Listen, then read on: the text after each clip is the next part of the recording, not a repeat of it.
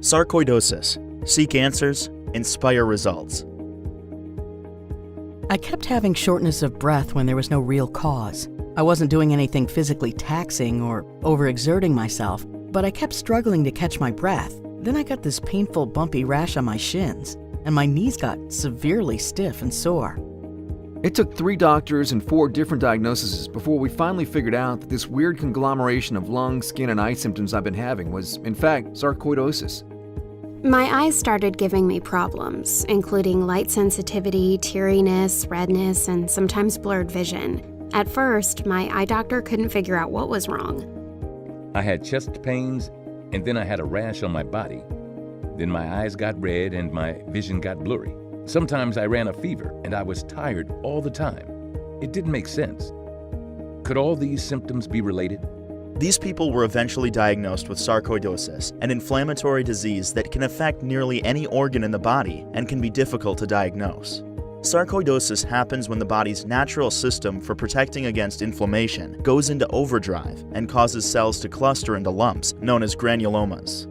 No one knows what causes sarcoidosis, but it's important to recognize that you're not alone. Sarcoidosis is more common than most people realize, with about 200,000 people living with sarcoidosis in the US. It happens mostly to people between the ages of 20 and 40. But there is good news. In most cases, sarcoidosis goes away on its own.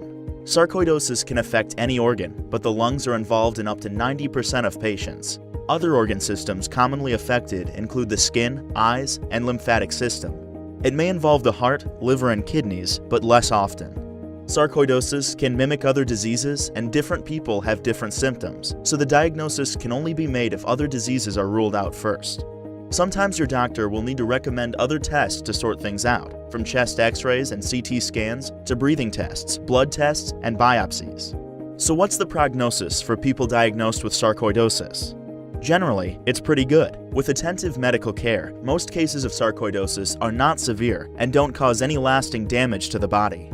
In fact, for most patients, sarcoidosis goes away on its own in 1 to 3 years. For those with moderate to severe symptoms, some people get relief by taking corticosteroids, such as prednisone. However, many patients have difficulty with the side effects of these and other treatments and need to explore other options. General good health practices, such as exercise, good nutrition, plenty of sleep, and stress relief help too. But in truth, there are patients who gain only limited relief from available treatments. Just knowing what the problem was gave me some relief, and with help from my doctor, my breathing symptoms became more manageable. After about 1.5 years, the sarcoidosis went away, and now I feel fine.